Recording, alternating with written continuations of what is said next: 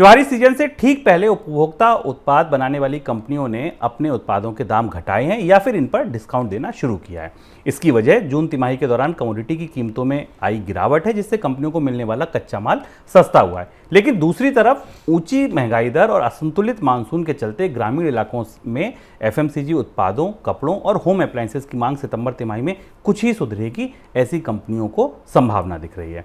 इससे पहले जून तिमाही में भी शहरों की तुलना में गांव से निकलने वाली मांग कमजोर रही थी। नीलसन का सर्वे ये बताता है कि जून तिमाही में शहरों के मुकाबले गांव की मांग कम रही थी और वॉल्यूम करीब 2.4% गिरे थे।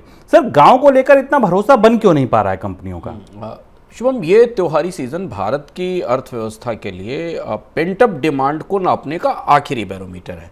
उसकी दो वजह, जिस पेंटअप डिमांड की हम बात करते हैं, पेंटअप डिमांड का मतलब ऐसा कि जो मांग किसी प्राकृतिक या किसी वजहों से रुक गई है और लोग बाजार में खरीदने नहीं निकल रहे थे। हमने बीते सालों में दो त्योहारी सीजन कोविड की महामारी के कारण और लॉकडाउन के कारण खराब होते देखे।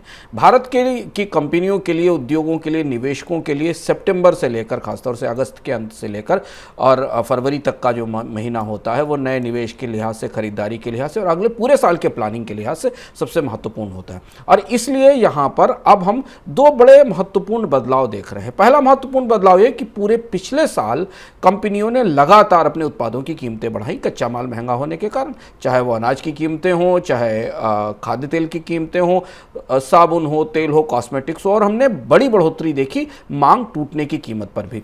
लेकिन अब कंपनियों को उम्मीद यह है कि शायद कुछ थोड़ा सा सहारा इस त्योहारी सीजन में मिलेगा।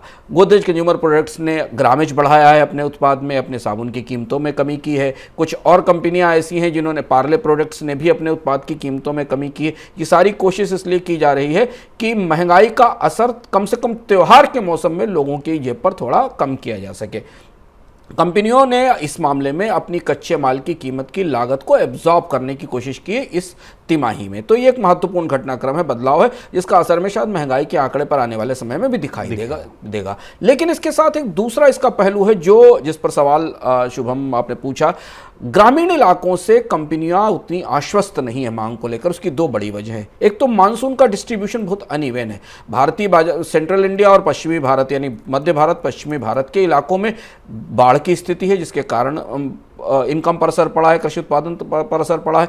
पूर्वी भारत के हिस्सों में, उत्तर और पूर्वी भारत के हिस्सों में सूखे की स्थिति थी।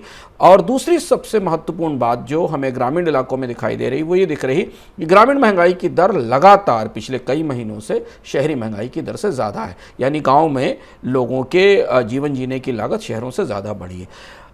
त्योहारी सीजन में गाँव की तरफ से निकलने वाली मांग कंपनियों के लिए bike, cement, steel, food products और इसके साथ साथ गोल्ड के बाजार के लिए सबसे महत्वपूर्ण है। कंपनियां एक स्ट्रेटजी बना रही हैं, जिसका संकेत हमें मिल रहा है कि कंपनियां इस बात की कोशिश करेंगी कि जो के शेप रिकवरी है, जो कि हमको प्रीमियम उत्पादों में ज़्यादा दिखाई दे रही है, उसे थोड़ा सा रोका जाए और कीमतें सस्ती करके ग्राहकों को वापस बाजार पर लाया जाए। फिंगर्स क्रॉस्ड है इंडस्ट्री की, क्योंकि ये आखिरी साल है पेंटअप डिमांड के लिए। इसके बाद भारतीय अर्थव्यवस्था का जो भी बेस इफेक्ट है वो खत्म होगा और अगले साल से हम हस्बामूल जो सामान्य तरीके की आर्थिक विकास है उसकी तरफ जाएंगे। तो ये बहुत महत्वपूर्ण समय है और इसमें डिस्काउंट, ऑनलाइन कंपनियां भी डिस्काउंट पर आगे आ रही हैं, ऑटोमोबाइल कंपनियों ने भी कोशिश की है, टू व्हीलर कंपनियों ने भी कोशिश की है।